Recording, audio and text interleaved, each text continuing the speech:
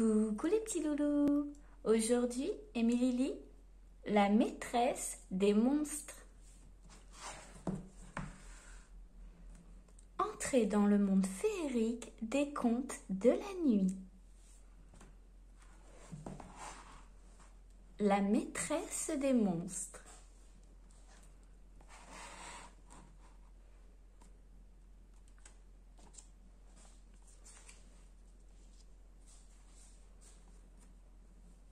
Elle, lui et le vieux Théo sont réunis dans l'ancien cinéma. Petit Duc, perché sur le projecteur, fidèle spectateur, les écoute parler de la nouvelle histoire dont ils vont être les héros.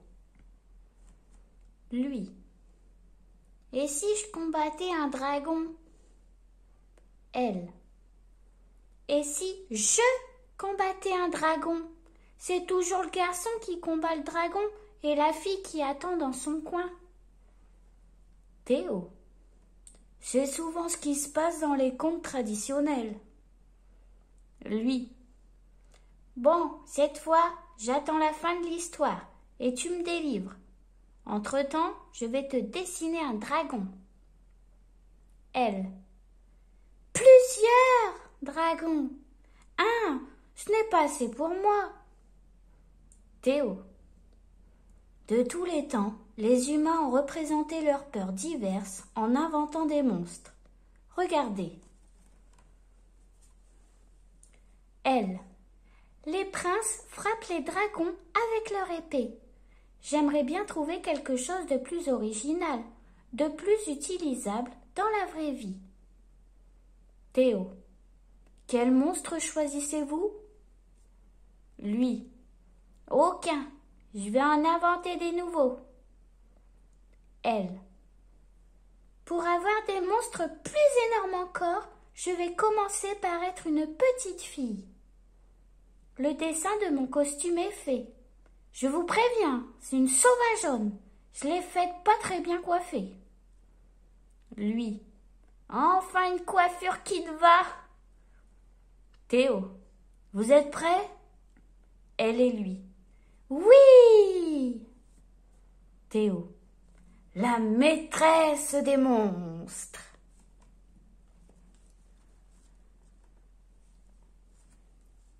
Une peuplade sauvage vit dans des grottes, loin sous la terre. Les hommes, les femmes et les enfants passent leur journée à attendre, assis sur des rochers. Seule une petite fille est debout. Elle surveille. Soudain, elle sursaute et s'écrie. Le monstre de l'eau veut bien! Un énorme monstre recule, laissant accès à une source. Vite, toute la tribu se précipite, se bouscule et se met à laper l'eau à grand bruit. Descendue de son rocher, la petite fille essaie de boire à son tour, mais personne ne s'écarte pour lui faire une place.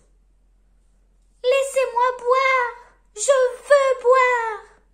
crie-t-elle. Mais ses cris dérangent le monstre de l'eau.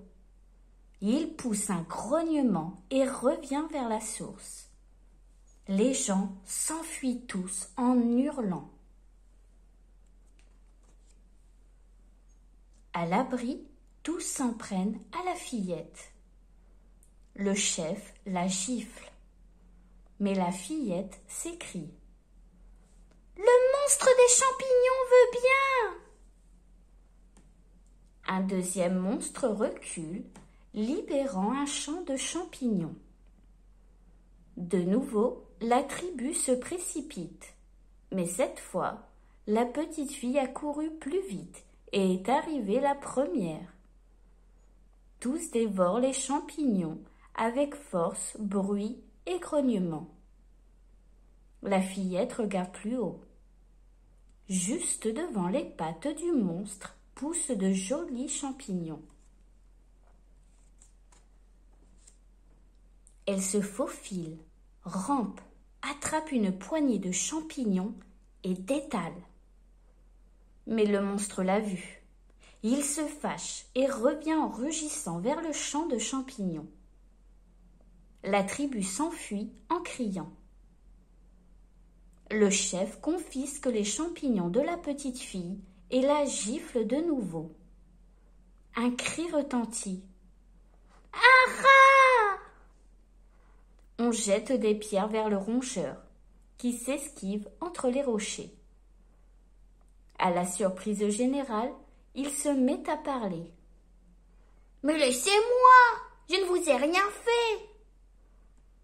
Ces paroles redoublent l'hostilité des gens. Les pierres pleuvent autour du rat. Il zigzague habilement en direction de la fillette. Tout le clan encourage celle-ci à se saisir de la bête. Elle se baisse, prête à l'attraper, mais lorsque les autres arrivent, le rat a disparu.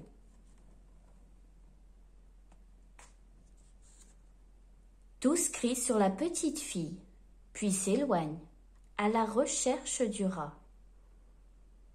La fillette reste, pelotonnée, dans son coin. On entend le rat à voix basse. « T'es futé, t'es sympa, merci !» Il n'y a pas de raison pour qu'on te tue. En plus, tu parles et tu viens d'ailleurs. Tu as sûrement des choses à raconter. De la chevelure ébouriffée de la fillette surgit la tête du rat. « Et comment ? Tu es une maîtresse des monstres. Tu crois à ces histoires ? Les maîtresses des monstres existent, tu en es une. Je peux t'assurer, hélas, que je n'ai aucun pouvoir sur les monstres. » La tribu observe la fillette et se moque d'elle. Elle parle toute seule maintenant. « Écoute, » continue le rat, « tu as le pouvoir de faire rapetisser et de faire disparaître les monstres, rien qu'en les regardant en face. »« Merci du conseil. C'est strictement interdit de regarder les monstres en face. Ça rend aveugle. »« Non, ce qui rend aveugle, c'est de regarder le soleil. »« Le soleil ? Qu'est-ce que c'est ? » ?»« Ah oui, je t'expliquerai plus tard. Lève-toi, va jusqu'à la source, regarde le monstre en face, fais-le rapetisser et bois autant que tu veux. Tu ne vas pas rester toute ta vie dans ce trou. Vas-y. » La fillette hésite, mais elle se lève et se dirige vers la source. « J'ai peur. »« Bien sûr, vas-y. »« J'ai peur du monstre. »« Bien sûr, vas-y. » Les autres observent la fillette au pied du monstre. Que va-t-elle encore faire comme bêtise ?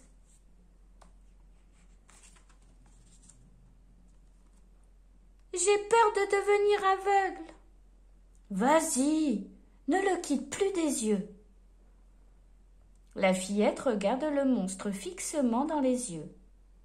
Les vapeurs se dispersent. « Je vois de mieux en mieux. Le monstre a des yeux ronds, jaunes. Oh, il rapetisse. Il n'a que 4 bras. C'est moins que je ne pensais. Il rapetisse encore. Il est tout petit. Il a disparu. » « Félicitations, maîtresse des monstres. Et maintenant, tu peux boire. » La fillette boit longuement. Les autres sont médusés, même si certains font comme s'ils ne voyaient rien. Mais pendant qu'elle boit, la fillette quitte des yeux le monstre, qui reprend sa taille normale. Il lève une grosse patte et... « Attention !» crie le rat. La petite fille esquive de justesse la grosse patte qui s'abat dans le bassin. La tribu a assisté à la scène. « Et voilà, le monstre va encore nous priver d'eau pendant une semaine. »« Méfie-toi, » dit le rat. « Tu aurais dû garder un œil sur le monstre. As-tu encore soif ? Non, mais j'ai faim. La fillette et le rat se dirigent vers le monstre des champignons, toujours sous le regard mécontent des autres. Lorsque la fillette se trouve face au monstre, elle le fixe droit dans les yeux. Il est gros, il mange trop de champignons. Il a les yeux bleus, c'est mignon. Il a des poils partout, c'est laid. Le monstre réduit et disparaît. Bon appétit, maîtresse des monstres, dit le rat. Tu me fais goûter? La fillette lui donne un champignon qu'il recrache aussitôt. Bah! Comment peux-tu avaler ça? Je ne vois pas ce que je pourrais avaler d'autre. Des bolets, des cèpes, des morilles, sans parler des fraises, des noisettes. Bon, allons-y. Où ça? Dehors. Dehors? Mais personne n'est jamais sorti. Tu vas réduire le monstre du passage et sortir. Ce monstre est plus grand que les autres. Oui, vas-y. Il se dirige vers le passage sous les regards méchants des autres. Le monstre est énorme. Il émet des sons terrifiants. La fillette est effrayée, mais elle entend les réflexions de sa tribu. Alors, déterminée, elle se tourne vers le monstre et le fixe sans ciller. Celui-ci rétrécit et disparaît.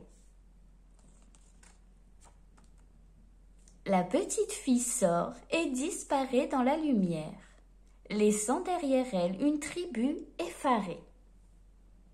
De l'autre côté, la fillette laisse éclater sa joie.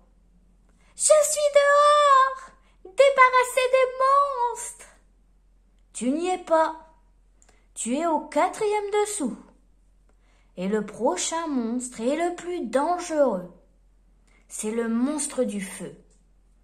Fixe-le d'aussi loin que tu le vois et ne le quitte plus des yeux. » Le monstre du feu apparaît. La petite fille le fixe des yeux et, comme les autres, ils rapetissent. Mais, un instant, la maîtresse des monstres détourne le regard. Avant de s'enfuir, le monstre crache du feu sur elle. Sa robe et ses cheveux s'enflamment, et le rat aussi. Elle court dans tous les sens en hurlant. « Roule-toi par terre !» lui crie le rat. Elle le fait, le feu s'éteint, elle gémit. « J'ai mal !»« T'es pas la seule !»« Je souffre, j'ai mal !» Tu l'as déjà dit. Elle touche son crâne, se redresse. « Ah, je n'ai plus de cheveux !»« Ça repoussera. »« Je n'ai plus de cheveux, je souffre, j'ai mal. » Entendu, tu souffres, mais tu ne vas pas faire tout un plat d'une chose aussi ordinaire.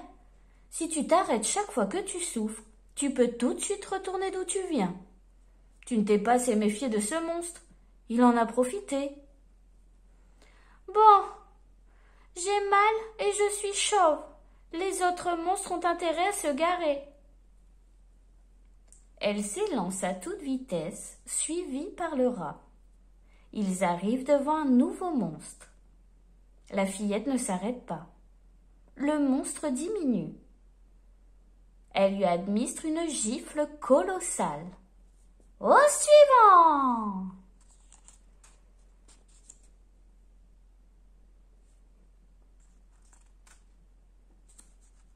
Le monstre suivant est une araignée qui diminue très vite et se retrouve écrasée par la fille. Au suivant! Le suivant est une limace géante qui disparaît encore plus vite que les autres. Au suivant! Il n'y en a plus. Quel qu'est-ce que c'est que ça? Demande la fille en pointant du doigt une grande porte qui laisse filtrer de la lumière. C'est la porte dernière. Derrière, il y a le soleil, le vent, ton peuple et un jeune roi qui t'attend depuis sa naissance. Derrière, il y a ton bonheur. Avance. La porte s'ouvrira devant toi. La fille est émue. Elle avance vers la porte. Mais soudain, elle s'immobilise. Elle ne veut pas sortir. Je ne peux pas me montrer ainsi au jeune roi. Tu lui expliqueras. Non. Bon, pourris bien dans ton trou. Moi, je m'en vais. Salut. Le rat disparaît sous la porte. La jeune fille s'agenouille, la tête dans les mains. Puis, elle se ressaisit. Elle arrache des plantes autour d'elle et se confectionne une coiffure. La voix du rat retentit. Pas mal le chapeau. Tu n'étais pas parti? Si. Puis j'ai pensé que, seule, tu finirais par trouver un moyen de sortir. Je te donnais trop de conseils. La fille agrémente sa robe avec d'autres plantes, pendant que le rat parle. Maintenant, ils savent, ils t'attendent. Quel bonheur! Plus de monstres! Comment, plus de monstres? C'en est plein. Pourquoi crois-tu que je sois venue te chercher au 5e dessous? Ils ont besoin de toi dehors. Oh non! Je voulais tellement une fête sans monstres! C'est le cas. Les monstres ne supportent pas les fêtes où tout le monde est content. Ils s'enfuient au loin. Plus tard, ils reviendront en douce. Mais tu sauras t'en occuper. Je montrerai comment on fait. Je suis prête. Tu es splendide. Je suis fière de toi. Tu peux t'avancer sans crainte. Tu es celle qu'ils espèrent. La jeune fille s'avance. La porte s'ouvre. La nouvelle reine sort dans le soleil, le vent, les couleurs, la musique, vers le peuple qui l'acclame.